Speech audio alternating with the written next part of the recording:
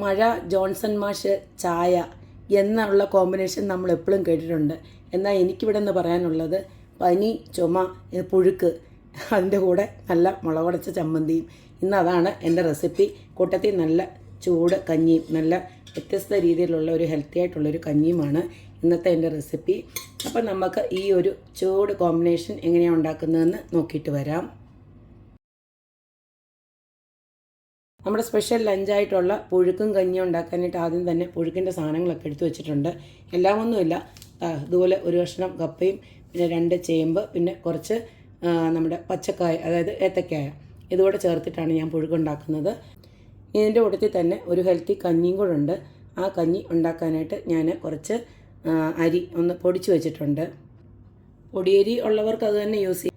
ഇപ്പോൾ പൊടിയരി ഇല്ലാത്തതുകൊണ്ട് ഞാൻ മിക്സിക്കകത്തിട്ട് നമ്മുടെ മട്ടയരി ഒന്ന് പൊടിച്ചെടുത്തതേ ഉള്ളൂ. അത് കഴുകി വാരി ഇതുപോലെ കുക്കറിനകത്തിട്ട് കൊടുത്തിട്ടുണ്ട്. ഇനി ഇതിൻ്റെ കൂട്ടത്തിൽ തന്നെ ഞാൻ കുറച്ച് ജീരകവും അതുപോലെ തന്നെ കുറച്ച് ഉലുവയോടെ ഇട്ടിട്ടാണ് ഈ ഒരു കഞ്ഞി ഉണ്ടാക്കുന്നത്. ഒരു 1/4 ടീസ്പൂണോളം കൊച്ചു ജീരകവും അതുപോലെ തന്നെ 1/4 ടീസ്പൂണോളം ഉലുവയോടെ ഇതുപോലെ ഒന്ന് കഴുകിയിട്ട് ഞാൻ ഇതിൻ്റെ കൂട്ടത്തിൽ തന്നെ ഇട്ട് കൊടുക്കുന്നുണ്ട്. അതുകൂടെ ചേർത്ത് നമുക്ക് കഞ്ഞി ഉണ്ടാക്കിയ നല്ല ഒരു ഹെൽത്തി ഒരു കഞ്ഞിയാവും. ഉപ്പ് ഇപ്പോഴും ഇട്ട് കൊടുക്കണ്ട. ഇതിനകത്ത് ആവശ്യത്തിനുള്ള നമുക്ക് വെള്ളം ഒന്ന് ഒഴിച്ചു കൊടുക്കാം.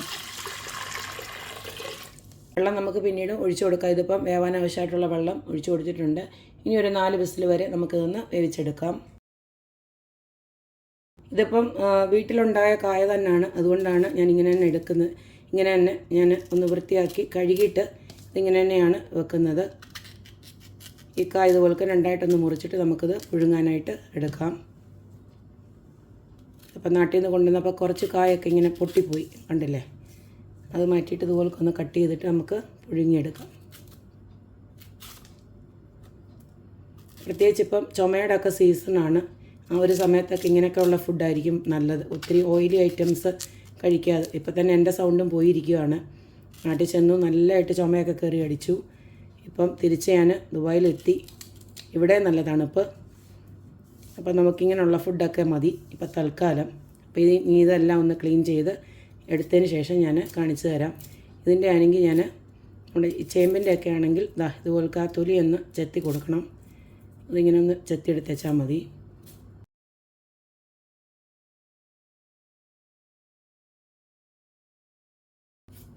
ഇതുപോലെ കാക്കി എടുത്തേച്ചാൽ മതിയെല്ലാം.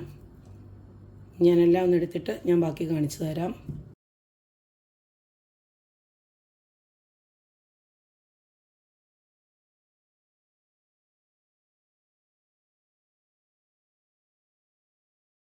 അപ്പം ഞാൻ ഇതെല്ലാം നല്ലതായിട്ട് കഴുകി എല്ലാം മുറിച്ച് റെഡിയാക്കി വെച്ചിട്ടുണ്ട്. ഇതെല്ലാം നമ്മൾ റെഡിയാക്കുന്ന സമയം കൊണ്ട് ഞാൻ കഞ്ഞി ഒരു 4 പ്രഷർ കൊടുത്തിട്ട് വേവിച്ച് വെച്ചിട്ടുണ്ട്. അതുപോലെ തന്നെ ഞാൻ വെള്ളവും തിളപ്പിച്ച് വെച്ചിട്ടുണ്ട് നമുക്കിതൊന്ന് പുഴുങ്ങിയെടുക്കാനായിട്ട്. എനിക്ക് ഇവിടെ കപ്പയും ചേമ്പിൻ്റെയും ഒരുപോൽക്കാണ് വേവ്. അത് നേരത്തെ അറിയാവുന്നതുകൊണ്ട് ഞാൻ അങ്ങനെ കരുതി ഇടത്തുള്ളൂ. അതുപോലെ തന്നെ ഏത്തക്കയൊക്കെ കുറച്ചുകൂടെ വേവുണ്ട്. അതുകൊണ്ട് ഞാൻ ഏത്തക്കയായിരിക്കും ആദ്യം ഇടാൻ പോകുന്നത്. നമ്മുടെ പുഴുങ്ങാനായിട്ടുള്ള വെള്ളം ഞാൻ ഇതുപോലെ തിളപ്പിക്കാൻ വെച്ചിട്ടുണ്ട്. ഇതിലേക്ക് ഞാൻ നേരത്തെ പറഞ്ഞ പോലെ തന്നെ ഏത്തക്കയാണ് ആദ്യമായിട്ട് ഇട്ട് കൊടുക്കാൻ പോകുന്നത്. ഈ ഏത്തക്ക ഒരു 10 മിനിറ്റ് വെന്തതിന് ശേഷം മാത്രം ബാക്കിയുള്ള ഐറ്റംസ് ഇട്ട് കൊടുക്കാം.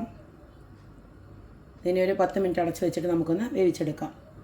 ഒരു 10 മിനിറ്റ് നമ്മൾ കായ വേവിച്ചെടുത്തിട്ടുണ്ട്. ഇനി നമുക്ക് പതുക്കെ നമ്മുടെ കപ്പയും അതുപോലെ തന്നെ ചേമ്പും ഇട്ട് കൊടുക്കാം.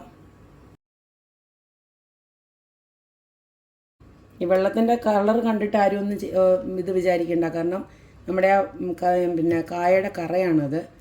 അതൊന്നും കുഴപ്പമില്ല. ഇതെല്ലാം കൂടെ നന്നായിട്ടൊന്ന് വെന്ത് വരട്ടെ.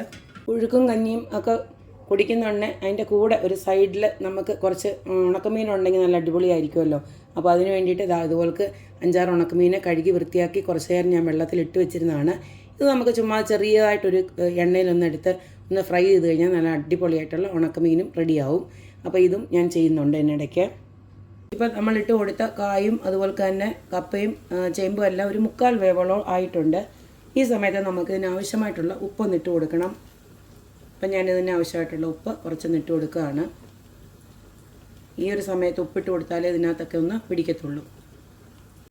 കപ്പയും കഞ്ഞിയുടെ കൂടെ നല്ല അടിപൊളി ഒരു മുളക് ചട്നിയോടെ ഉണ്ടാക്കാം. അതായത് മുളക് ഉടച്ചത്. അതിന് വേണ്ടിയിട്ട് കുറച്ച് കൊച്ചുള്ളി അതുപോലെ എടുത്ത് വെച്ചിട്ടുണ്ട്. പിന്നെ ഒരു 3 പിരിയൻ മുളക്. ഇതിനത് എരിവില്ല, കളറ് മാത്രമേ കാണുള്ളൂ. അതുകൊണ്ട് തന്നെ ഞാൻ കുറച്ച് പിന്നെ കാന്താരി മുളക് കൂടെ എടുത്ത് വെച്ചിട്ടുണ്ട്. പിന്നെ പിഴിപുളി, ഒരു ചെറിയ നാരങ്ങ വലുപ്പത്തിനുള്ള പിഴിപുളി കൂടെ എടുത്ത് വെച്ചിട്ടുണ്ട്. ഇതെല്ലാം കൂടെ നമുക്കൊന്ന് ജസ്റ്റ് ഒന്ന് ക്രഷ് ചെയ്തിങ്ങെടുക്കാം.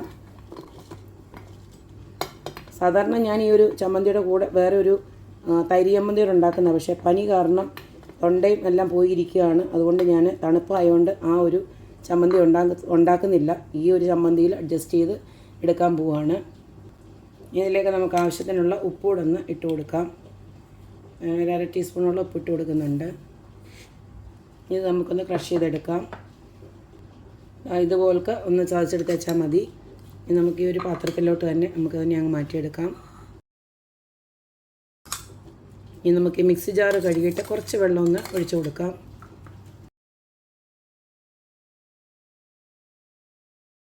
ഇനി അവസാനമായിട്ട് ഇതുപോലൊക്കെ കുറച്ച് വെളിച്ചെണ്ണയോടെ നമുക്ക് ഒഴിച്ചു കൊടുക്കാം.